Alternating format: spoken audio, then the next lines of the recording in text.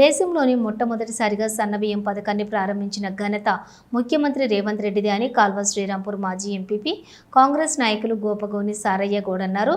పెద్దపల్లి జిల్లా కాల్వ శ్రీరాంపూర్ మండలంలోని వెన్నంపల్లి, మంగపేట, జాఫర్ఖానుపేట, కూనారం గ్రామాల్లోని రేషన్ దుకాణాల్లో సన్నబియ్యం పథకాన్ని మాజీ ఎంపీపీ గోపగోని సారయ్య గౌడ్ స్థానిక నాయకులతో కలిసి ప్రారంభించారు.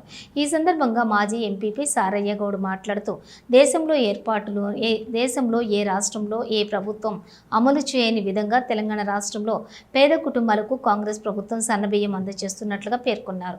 నిరుపేద కుటుంబాలు 3 పూటల సన్నబియ్యం తినాలనే ఉద్దేశంతో కాంగ్రెస్ ప్రభుత్వం మేనిఫెస్టోలో లేని పథకాన్ని సీఎం రేవంత్ రెడ్డి ప్రారంభించి సన్నబియ్యం అందిస్తున్నట్లు వారు తెలిపారు. గత ప్రభుత్వాలు పేదల అభివృద్ధికి కృషి చేయలేదని, కాంగ్రెస్ ప్రభుత్వం అధికారులకు వచ్చిన సంవత్సరంన్నర కాలంలోనే నిరుపేద కుటుంబాల కోసం ఎన్నో సంక్షేమ పథకాలు ప్రవేశపెట్టారన్నారు. ఇన్ని చేస్తున్న కాంగ్రెస్ ప్రభుత్వానికి ముఖ్యమంత్రి రేవంత్ రెడ్డికి ప్రజలంతా అండగా నిలవాలన్నారు. ఈ కార్యక్రమంలోని మాజీ సర్పంచులు, మాజీ ఎంపీటీసీలు, కాంగ్రెస్ నాయకులు, అధికారులు తదితరులు పాల్గొన్నారు. ప్రజాపాలనలో భాగంగా తెలంగాణ ప్రభుత్వం ఒక ప్రతిష్టాత్మకంగా ప్రవేశపెట్టినటువంటి సన్నబియ్యం పంపిణీ కార్యక్రమం ఎమ్మెల్యే గారి చేతుల మీదుగా శనివారం నాడు 11 గ్రామాలలో సన్నబియ్యం పంపిణీ కార్యక్రమం గౌరవ విజయరమణారావు ఎమ్మెల్యే గారి చేతుల మీదుగా ప్రారంభోత్సవం చేసుకోవడం జరిగింది. మరి ఈరోజు వెన్నంపల్లి కానీ, మంగపేట కానీ, జాఫర్ఖాన్పేట కానీ, కూనారం గ్రామాలలో ఇక్కడ ఉన్నటువంటి లోకల్ ప్రజాప్రతినిధుల సహకారంతో ఆర్ఐ గారు కానీ, ఇక్కడ ఉన్నటువంటి సెక్రటరీ, తర్వాత డీలరు, వీళ్ళందరితోటి ఈరోజు ఈ యొక్క కార్యక్రమాన్ని విజయవంతంగా చేపట్టడం జరిగింది.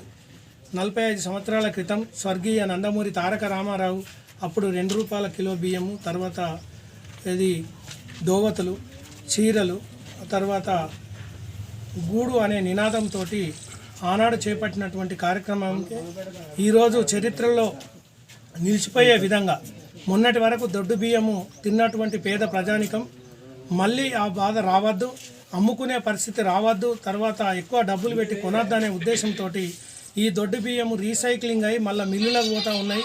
తర్వాత ప్రజలు అమ్ముకొని ఎక్కువ డబ్బులు పెట్టి మళ్ళీ కొనేటువంటి పరిస్థితి వస్తూ ఉన్నదనే ఉద్దేశంతో 9 ఏదైతే రకాల వస్తువులు కూడా మళ్ళీ పాత కాంగ్రెస్ ప్రభుత్వంలో ప్రవేశపెట్టినట్టు వస్తువులు కూడా ఇవ్వాలి అనేది ఒక దృఢమైనటువంటి సంకల్పంతో 29 రాష్ట్రాలలో ఏ ప్రభుత్వం చేయలేని విధంగా దాదాపు 19 రాష్ట్రాలలో బీజేపీ ప్రభుత్వం అధికారంలో ఉంది, సెంట్రల్లో అధికారం ఉంది, కానీ ఒక్కనాడు కూడా ఇప్పటి వరకు బియ్యం గురించి ఆలోచించినటువంటి దాఖలాలు లేవు.